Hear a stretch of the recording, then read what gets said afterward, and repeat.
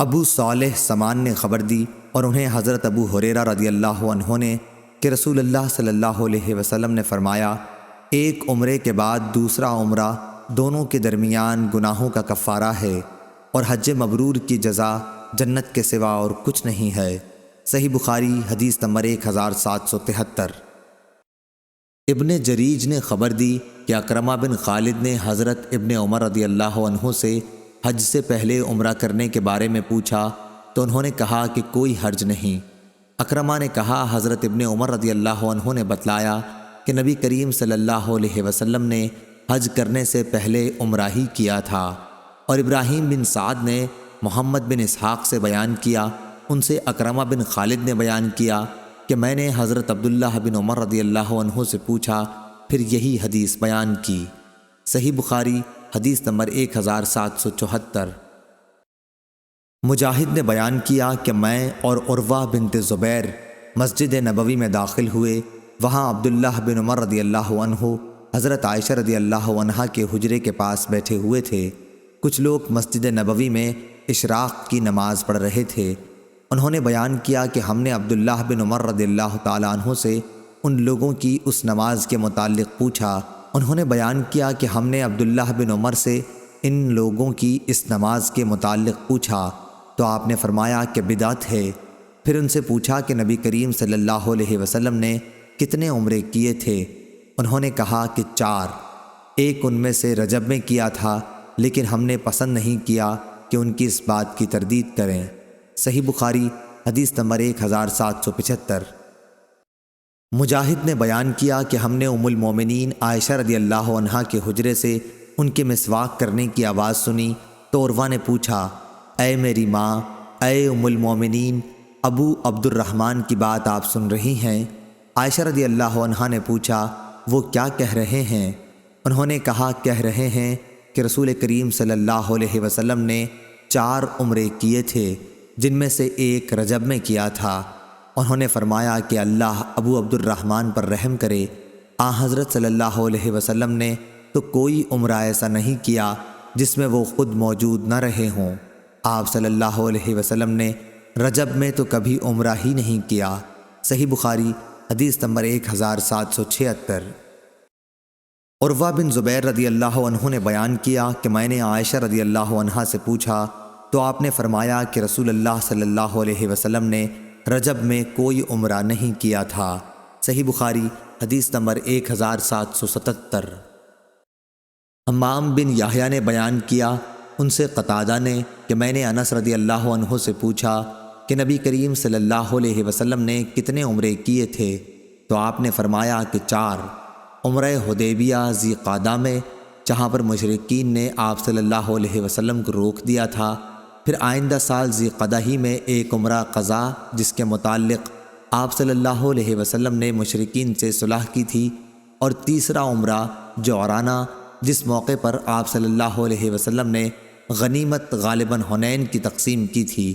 چوتھا حج کے ساتھ میں نے پوچھا اور حضرت صلی اللہ علیہ وسلم نے حج کتنے کیے؟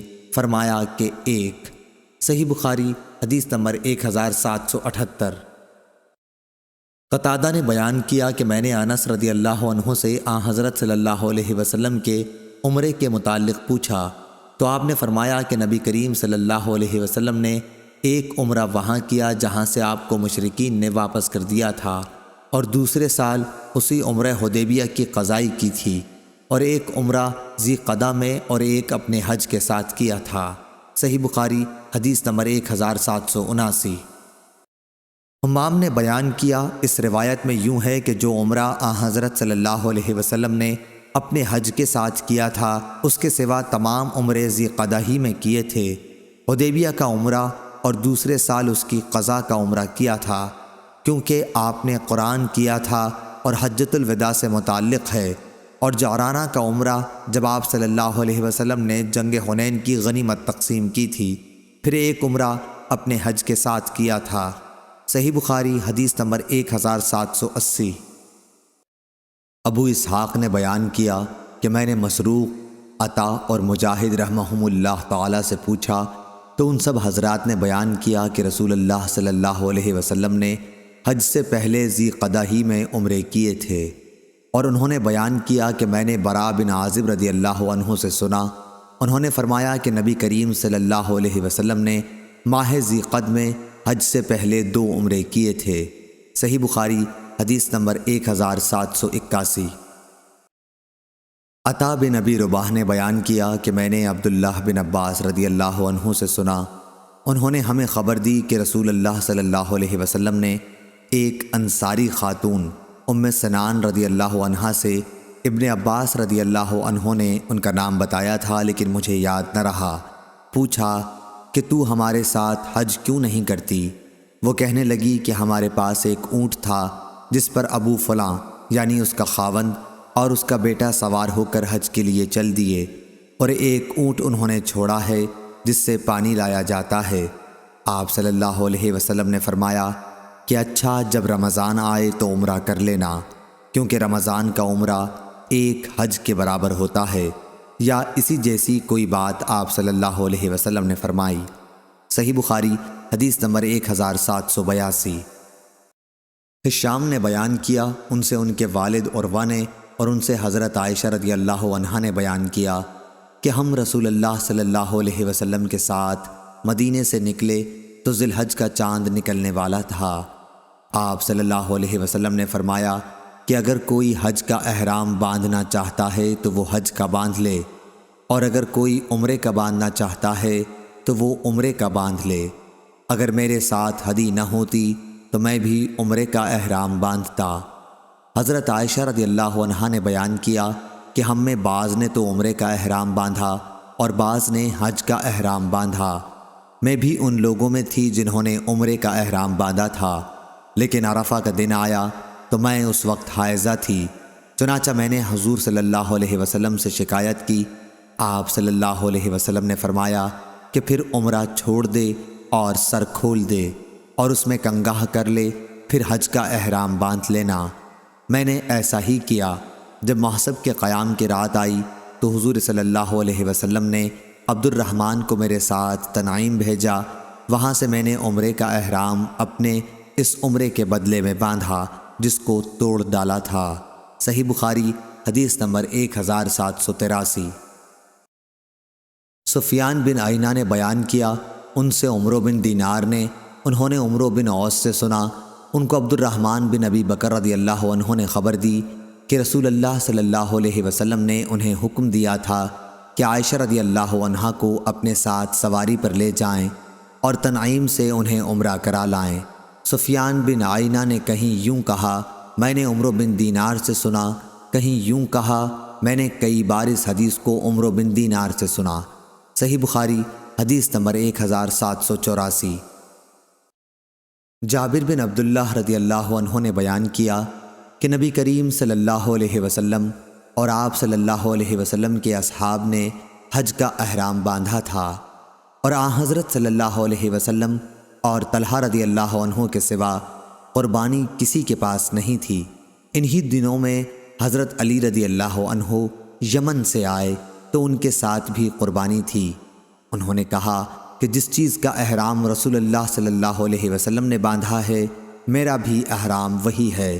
آن حضرت صلی اللہ علیہ وسلم نے اپنے اصحاب رضی اللہ عنہم کو مکے میں پہنچ کر اس کی اجازت دے دی تھی کہ اپنے حج کو عمرے میں تبدیل کر دیں اور بیت اللہ کا طواف اور صفا مروہ کی سعی کر کے بال ترشوا لیں اور احرام کھول دیں، لیکن وہ لوگ ایسا نہ کریں جن کے ساتھ قربانی ہو۔ اس پر لوگوں نے کہا کہ ہم منا سے حج کے لیے اس طرح سے جائیں گے کہ ہمارے ذکر سے منی ٹپک رہی ہو۔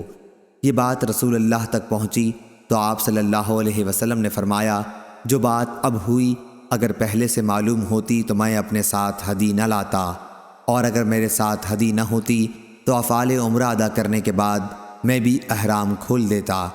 عائشہ رضی اللہ عنہا اس حج میں حائضہ ہو گئی تھیں، اس لیے انہوں نے اگرچہ تمام مناسک ادا کیے لیکن بیت اللہ کا طواف نہیں کیا۔ پھر جب وہ پاک ہو گئیں اور طواف کر لیا تو عرض کی، یا رسول اللہ صلی اللہ علیہ وسلم، سب لوگ حج اور عمرہ دونوں کر کے واپس ہو رہے ہیں لیکن میں صرف حج کر سکی ہوں۔ آپ نے اس پر عبد الرحمن بن ابی بکر رضی اللہ عنہ سے کہا کہ انہیں ہمراہ لے کر تنعیم جائیں اور عمرہ کرا لائیں۔ یہ عمرہ حج کے بعد ذی الحج کے ہی مہینے میں ہوا تھا۔ حضرت صلی اللہ علیہ وسلم جب جمرہ عقبہ کی رمی کر رہے تھے تو سراقہ بن مالک بن جاشم آپ صلی اللہ علیہ وسلم کی خدمت میں حاضر ہوئے اور پوچھا، یا رسول اللہ، کیا یہ عمرہ اور حج کے درمیان احرام کھول دینا صرف آپ صلی اللہ علیہ وسلم ہی کے لیے ہے؟ حضرت صلی اللہ علیہ وسلم نے فرمایا کہ نہیں، بلکہ ہمیشہ کے لیے ہے۔ صحیح بخاری حدیث نمبر 1785۔ ہشام بن عروہ نے بیان کیا، کہا کہ مجھے میرے والد عروہ نے خبر دی، کہا کہ مجھے عائشہ رضی اللہ عنہا نے خبر دی۔ انہوں نے کہا کہ ذی الحج کا چاند نکلنے والا تھا کہ ہم رسول اللہ صلی اللہ علیہ وسلم کے ساتھ مدینے سے حج کے لیے چلے۔ حضرت صلی اللہ علیہ وسلم نے فرمایا کہ جو عمرے کا احرام باندھنا چاہے وہ عمرے کا باندھ لے، اور جو حج کا باندھنا چاہے وہ حج کا باندھ لے۔ اگر میں اپنے ساتھ قربانی نہ لاتا تو میں بھی عمرے کا ہی احرام باندھتا۔ چنانچہ بہت سے لوگوں نے عمرے کا احرام باندھا اور بہتوں نے حج کا۔ میں بھی ان لوگوں میں تھی جنہوں نے عمرے کا احرام باندھا تھا، مگر میں مکہ میں داخل ہونے سے پہلے حائضہ ہو گئی۔ عرفہ کا دن آ گیا اور ابھی میں حائضہ ہی تھی۔ اس کا رونا میں رسول اللہ صلی اللہ علیہ وسلم کے سامنے روئی۔ آپ صلی اللہ علیہ وسلم نے فرمایا کہ عمرہ چھوڑ دے اور سر کھول لے اور کنگاہ کر لے، پھر حج کا احرام باندھ لینا۔ چنانچہ میں نے ایسا ہی کیا۔ اس کے بعد جب محسب کی رات آئی تو حضرت صلی اللہ علیہ وسلم نے میرے ساتھ عبد الرحمن کو تنعیم بھیجا۔ وہ مجھے اپنی سواری پر پیچھے بٹھا کر لے گئے۔ وہاں سے عائشہ رضی اللہ عنہا نے اپنے چھوڑے ہوئے عمرے کے بجائے دوسرے عمرے کا احرام باندھا۔ اس طرح اللہ تعالیٰ نے ان کا بھی حج اور عمرہ دونوں ہی پورے کر دیے۔ نہ تو اس کے لیے انہیں قربانی لانی پڑی، نہ صدقہ دینا پڑا، اور نہ روزہ رکھنا پڑا۔ صحیح بخاری حدیث نمبر 1786۔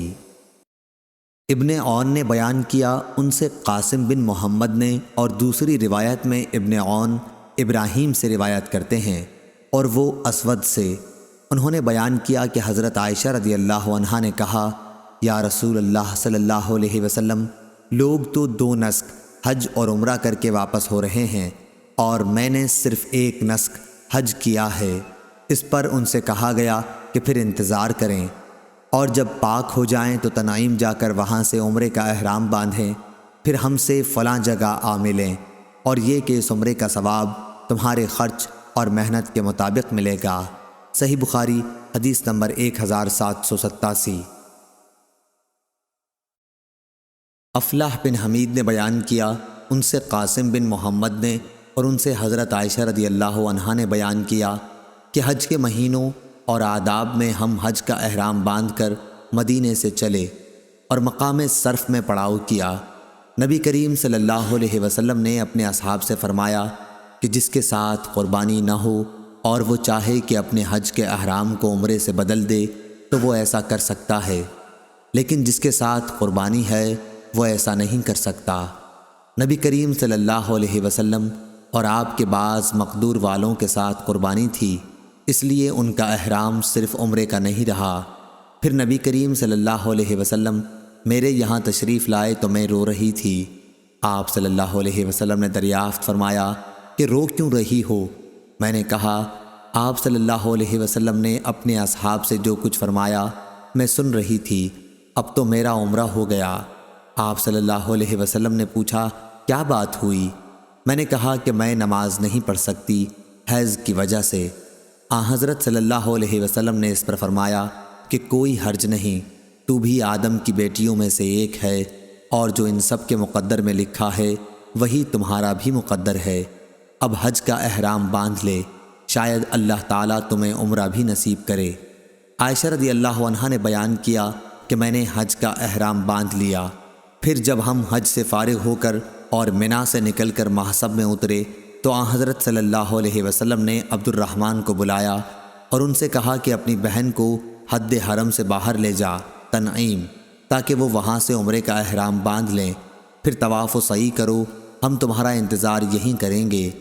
ہم آدھی رات کو آپ کی خدمت میں پہنچے تو آپ صلی اللہ علیہ وسلم نے پوچھا، کیا فارغ ہو گئے؟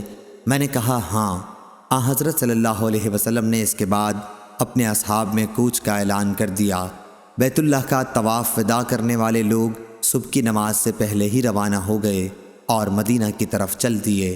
صحیح بخاری حدیث نمبر 1788۔ صفوان بن یعلی بن امیہ نے بیان کیا، ان سے ان کے والد نے کہ نبی کریم صلی اللہ علیہ وسلم جعرانہ میں تھے تو آپ صلی اللہ علیہ وسلم کی خدمت میں ایک شخص حاضر ہوا، جبہ پہنے ہوئے اور اس پر خلوق یا زردی کا نشان تھا۔ اس نے پوچھا، مجھے اپنے عمرے میں آپ کس طرح کرنے کا حکم دیتے ہیں؟ اس پر اللہ تعالیٰ نے نبی کریم صلی اللہ علیہ وسلم پر وحی نازل کی اور آپ صلی اللہ علیہ وسلم پر کپڑا ڈال دیا گیا۔ میری بڑی آرزو تھی کہ جب حضور صلی اللہ علیہ وسلم پر وحی نازل ہو رہی ہو تو میں آپ صلی اللہ علیہ وسلم کو دیکھوں۔ عمر رضی اللہ عنہ نے فرمایا، یہاں آؤ۔ نبی کریم صلی اللہ علیہ وسلم پر جب وحی نازل ہو رہی ہو اس وقت تم حضور صلی اللہ علیہ وسلم کو دیکھنے کے آرزو مند ہو؟ میں نے کہا ہاں۔ انہوں نے کپڑے کا کنارہ اٹھایا اور میں نے اس میں سے آپ صلی اللہ علیہ وسلم کو دیکھا۔ آپ زور زور سے خراٹے لے رہے تھے۔ میرا خیال ہے کہ انہوں نے بیان کیا جیسے اونٹ کے سانس کی آواز ہوتی ہے۔ پھر جب وحی اترنی بند ہوئی تو آپ صلی اللہ علیہ وسلم نے فرمایا کہ پوچھنے والا کہاں ہے جو عمرے کا حال پوچھتا تھا؟ اپنا جبہ اتار دے، خلوق کے اثر کو دھو ڈال اور زعفران کی زردی صاف کر لے، اور جس طرح حج میں کرتے ہو اسی طرح اس میں بھی کرو۔ صحیح بخاری حدیث نمبر 1789۔ امام مالک نے خبر دی، انہیں ہشام بن عروہ نے، انہیں ان کے والد عروہ بن زبیر نے، کہ میں نے نبی کریم صلی اللہ علیہ وسلم کی زوجہ مطہرہ عائشہ صدیقہ رضی اللہ عنہا سے پوچھا، جبکہ ابھی میں نوعمر تھا، کہ اللہ تعالیٰ کا ارشاد ہے صفا اور مروہ دونوں اللہ تعالیٰ کی نشانیاں ہیں، اس لیے جو شخص بیت اللہ کا حج یا عمرہ کرے اس کے لیے ان کی سعی کرنے میں کوئی گناہ نہیں۔ اس لیے میں سمجھتا ہوں کہ اگر کوئی ان کی سعی نہ کرے تو اس پر کوئی گناہ نہ ہوگا۔ یہ سن کر حضرت عائشہ صدیقہ رضی اللہ عنہا نے فرمایا کہ ہرگز نہیں، اگر مطلب یہ ہوتا جیسا کہ تم بتا رہے ہو پھر تو ان کی سعی نہ کرنے میں واقعی کوئی حرج نہیں تھا، لیکن یہ آیت تو انصار کے بارے میں نازل ہوئی ہے جو منات بت کے نام کا احرام باندھتے تھے جو قدید کے مقابل میں رکھا ہوا تھا۔ وہ صفا اور مروہ کی سعی کو اچھا نہیں سمجھتے تھے۔ جب اسلام آیا تو انہوں نے رسول اللہ صلی اللہ علیہ وسلم سے اس کے بارے میں پوچھا، اور اس پر اللہ تعالیٰ نے یہ آیت نازل فرمائی کہ صفا اور مروہ دونوں اللہ تعالیٰ کی نشانیاں ہیں، اس لیے جو شخص بیت اللہ کا حج یا عمرہ کرے اس کے لیے ان کی سعی کرنے میں کوئی گناہ نہیں۔ سفیان اور ابو معاویہ نے ہشام سے یہ زیادتی نکالی ہے کہ جو کوئی صفا مروہ کا پھیرا نہ کرے تو اللہ اس کا حج اور عمرہ پورا نہ کرے گا۔ صحیح بخاری حدیث نمبر 1790۔ اسحاق بن ابراہیم نے بیان کیا، ان سے جریر نے، ان سے اسماعیل نے، ان سے عبداللہ بن ابی اوفی نے بیان کیا کہ رسول اللہ صلی اللہ علیہ وسلم نے عمرہ بھی کیا اور ہم نے بھی آپ کے ساتھ عمرہ کیا۔ چنانچہ جب آپ مکے میں داخل ہوئے تو آپ صلی اللہ علیہ وسلم نے پہلے بیت اللہ کا طواف کیا اور آپ کے ساتھ ہم نے بھی طواف کیا، پھر صفا اور مروہ آئے اور ہم بھی آپ کے ساتھ آئے۔ ہم آپ کی مکے والوں سے حفاظت کر رہے تھے کہ کہیں کوئی کافر تیر نہ چلا دے۔ میرے ایک ساتھی نے ابن ابی اوفا سے پوچھا، کیا حضرت صلی اللہ علیہ وسلم کعبے میں اندر داخل ہوئے تھے؟ انہوں نے فرمایا کہ نہیں۔ صحیح بخاری حدیث نمبر 1791۔ کہا، انہوں نے پھر پوچھا، کیا حضرت صلی اللہ علیہ وسلم نے حضرت خدیجہ رضی اللہ عنہا کے متعلق کیا کچھ فرمایا تھا؟ انہوں نے بیان کیا کہ آپ صلی اللہ علیہ وسلم نے فرمایا تھا، خدیجہ رضی اللہ عنہا کو جنت میں ایک موتی کے گھر کی بشارت ہو جس میں نہ کسی قسم کا شور و غل ہوگا نہ کوئی تکلیف ہوگی۔ صحیح بخاری حدیث نمبر 1792۔ عمرو بن دینار نے کہا کہ ہم نے ابن عمر رضی اللہ عنہ سے ایک ایسے شخص کے بارے میں دریافت کیا جو عمرے کے لیے بیت اللہ کا طواف تو کرتا ہے لیکن صفا اور مروہ کی سعی نہیں کرتا، کیا وہ صرف بیت اللہ کے طواف کے بعد اپنی بیوی سے ہم بستر ہو سکتا ہے؟ انہوں نے اس کا جواب یہ دیا کہ نبی کریم صلی اللہ علیہ وسلم مکہ تشریف لائے اور آپ صلی اللہ علیہ وسلم نے بیت اللہ کا 7 چکروں کے ساتھ طواف کیا، پھر مقام ابراہیم کے قریب 2 رکعت نماز پڑھی، اس کے بعد صفا اور مروہ کی 7 مرتبہ سعی کی، اور رسول اللہ صلی اللہ علیہ وسلم کی زندگی تمہارے لیے بہترین نمونہ ہے۔ صحیح بخاری حدیث نمبر 1793۔ انہوں نے بیان کیا کہ ہم نے جابر بن عبداللہ رضی اللہ عنہ سے بھی اس کے متعلق سوال کیا تو آپ نے فرمایا صفا اور مروہ کی سعی سے پہلے اپنی بیوی کے قریب بھی نہ جانا چاہیے۔ صحیح بخاری حدیث نمبر 1794۔ ابو موسیٰ اشعری نے بیان کیا، انہوں نے بیان کیا کہ میں نبی کریم صلی اللہ علیہ وسلم کی خدمت میں بطحا میں حاضر ہوا۔ آپ صلی اللہ علیہ وسلم وہاں حج کے لیے جاتے ہوئے اترے ہوئے تھے۔ آپ صلی اللہ علیہ وسلم نے دریافت فرمایا کہ کیا تمہارا حج ہی کا ارادہ ہے؟ میں نے کہا جی ہاں۔ آپ صلی اللہ علیہ وسلم نے پوچھا اور احرام کس چیز کا باندھا ہے؟ میں نے کہا میں نے اسی کا احرام باندھا ہے جس کا نبی کریم صلی اللہ علیہ وسلم نے احرام باندھا ہو۔ آپ صلی اللہ علیہ وسلم نے فرمایا تو نے اچھا کیا، اب بیت اللہ کا طواف اور صفا اور مروہ کی سعی کر لے، پھر احرام کھول ڈال۔ چنانچہ میں نے بیت اللہ کا طواف کیا اور صفا اور مروہ کی سعی، پھر میں بنو قیس کی ایک عورت کے پاس آیا اور انہوں نے میرے سر کی جوئیں نکالیں۔ اس کے بعد میں نے حج کا احرام باندھا۔ میں حضرت صلی اللہ علیہ وسلم کی وفات کے بعد اسی کے مطابق لوگوں کو مسئلہ بتایا کرتا تھا۔ جب عمر رضی اللہ عنہ کی خلافت کا دور آیا، آپ رضی اللہ عنہ نے فرمایا کہ ہمیں کتاب اللہ پر عمل کرنا چاہیے کہ اس میں ہمیں حج اور عمرہ پورا کرنے کا حکم ہوا ہے، اور رسول اللہ صلی اللہ علیہ وسلم کی سنت پر عمل کرنا چاہیے کہ اس وقت آپ نے احرام نہیں کھولا تھا جب تک ہدی کی قربانی نہیں ہو گئی تھی، لہٰذا ہدی ساتھ لانے والوں کے واسطے ایسا ہی کرنے کا حکم ہے۔ صحیح بخاری حدیث نمبر 1795۔ عمروں نے خبر دی انہیں ابو الاسود نے کہ اسماء بنت ابی بکر رضی اللہ عنہا کے غلام عبداللہ نے ان سے بیان کیا۔ انہوں نے اسماء رضی اللہ عنہا سے سنا تھا، وہ جب بھی حجون پہاڑ سے ہو کر گزرتیں تو یہ کہتیں رحمتیں نازل ہوں اللہ کی محمد صلی اللہ علیہ وسلم پر۔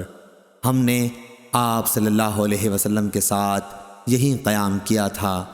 ان دنوں ہمارے سامان بہت ہلکے پھلکے تھے، سواریاں اور زاد راہ کی بھی کمی تھی۔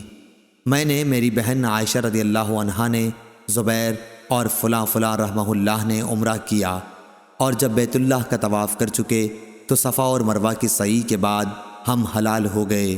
حج کا احرام ہم نے شام کو باندھا تھا۔ صحیح بخاری حدیث نمبر 1796۔ امام مالک نے خبر دی انہیں نافع نے اور انہیں حضرت عبداللہ بن عمر رضی اللہ عنہ نے کہ رسول اللہ صلی اللہ علیہ وسلم جب کسی غزوہ یا حج و عمرے سے واپس ہوتے تو جب بھی کسی بلند جگہ چڑھاؤ ہوتا تو 3 مرتبہ اللہ اکبر کہتے اور یہ دعا پڑھتے، اللہ کے سوا کوئی معبود نہیں، وہ اکیلا ہے، اس کا کوئی شریک نہیں، ملک اسی کا ہے اور حمد اسی کے لیے ہے، وہ ہر چیز پر قادر ہے، ہم واپس ہو رہے ہیں توبہ کرتے ہوئے، عبادت کرتے ہوئے، اپنے رب کے حضور سجدہ کرتے ہوئے اور اس کی حمد کرتے ہوئے۔ اللہ نے اپنا وعدہ سچا کر دکھایا، اپنے بندے کی مدد کی اور سارے لشکر کو تنہا شکست دے دی۔ فتح مکہ کی طرف اشارہ ہے۔ صحیح بخاری حدیث نمبر 1797۔